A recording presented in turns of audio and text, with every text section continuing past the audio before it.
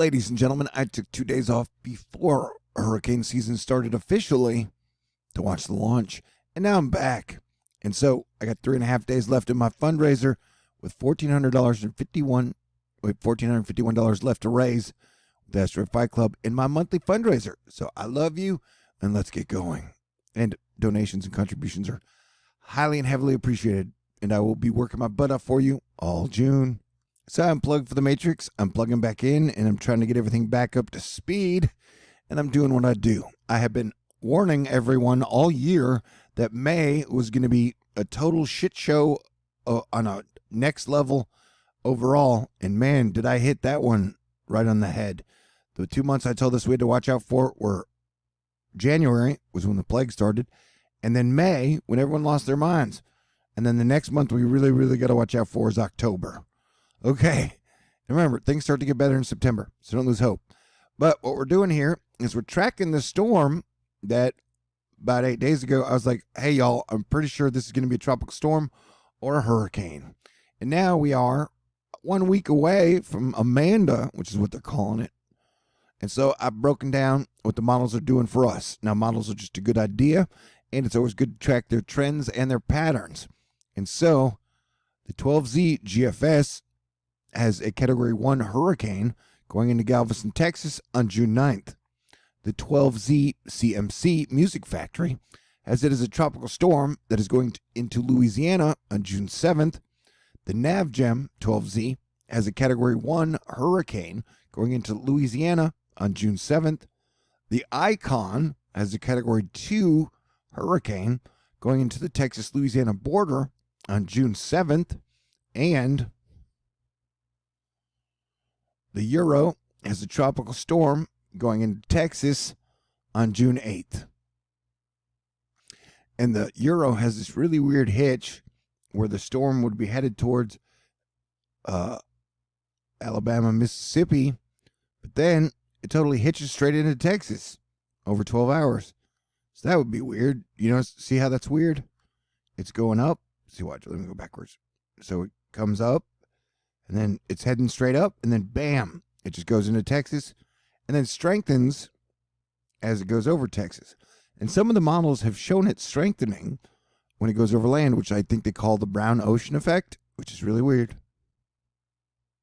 So what I gotta say, what I'm hoping for is, you know, a really sloppy tropical storm that doesn't kill anyone, doesn't do any property damage, and just brings everybody a lot of rain and nice showers.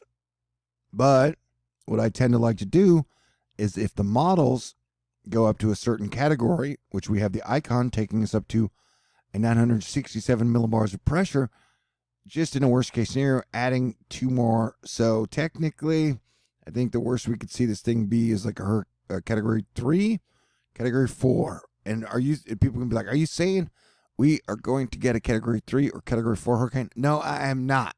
But I'm saying in a worst case scenario, with wind shear dying down, with a hot Gulf, and just the fact that it is 2020 and we get the worst case situation in almost every scenario, you got to be ready for a major hurricane, man.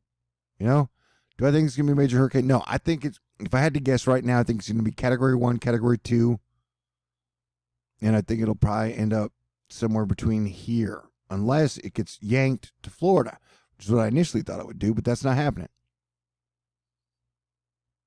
But see, this would drop it to 967, 963 at landfall. And then it would move into Texas. And it seems like no matter where it makes landfall, it wants to go west, which is weird. Now, this is, like I said, this is the Icon we're watching here. This is the one that takes it into the highest category, hurricane. Most of them agree on somewhere around the Category 1, anywhere between 994, 993 to 1,000 millibars range. But definitely we got a week minimum to watch this thing, and I will be watching it like a super hawk, bro.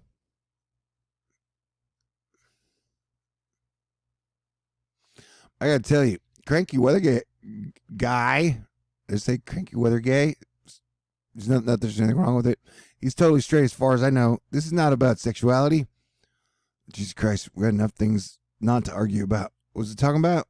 Not women, Talking about hurricanes, tropical storms, and depressions. This is the NavJam, which has a giant storm. And I think the number one thing to watch out for with the storm is rain and flooding. And that the bigger and slower it is, the more rain it is going to drop. And so we see this thing move slow. And it's a big storm. This would cover almost the whole Gulf. So... And because I'm still easing out of my 2-day vacation, I'm over here still giggling at Cranky Weather Gay. Oh, man. Yeah, I'm going to try and stay positive, dude. That's my thing. I know everybody's so negative about everything all the time now. And it's easy for people to just like go straight into negative. I'm going to do what I can to keep my sense of humor and keep reminding people that things will get better eventually. This too shall pass. Yo, this too shall pass. Eventually. We got a lot of work to do, though. This was the gem. And then this is the GFS. But notice how the atmospheric defense team, they separate most of the rain from the low. Although I think this is going to have rain either way. And so that will keep it in a range of a tropical storm or in a range of like a Category 1 hurricane. No, I'm going to be me and say, hey, dude, it's 2020. So if this thing just WTF intensifies into Category 5, you got to know that shit's possible, man. Am I saying it's going to happen? No, I'd say maybe 10%, 15% chance that happens. But that's got to be a possibility, and it is a possibility. So I'm telling you, it's a possibility. Yeah, crazy stuff, man. But I'm pretty sure this is going to bring some super heavy rain totals to wherever it goes.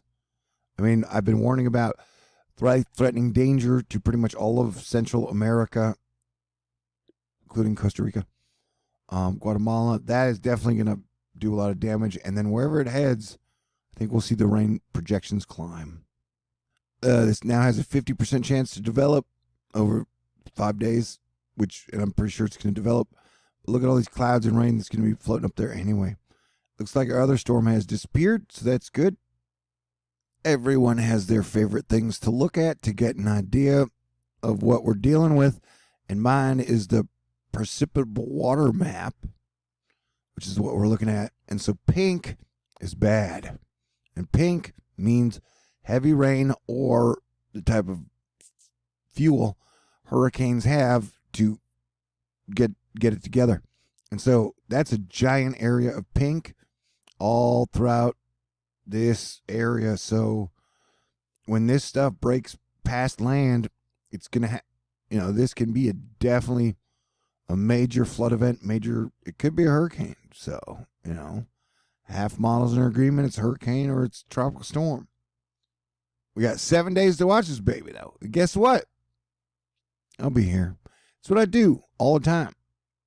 And I'm the guy who warned you. I spent all of 2019 warning everybody about 2020.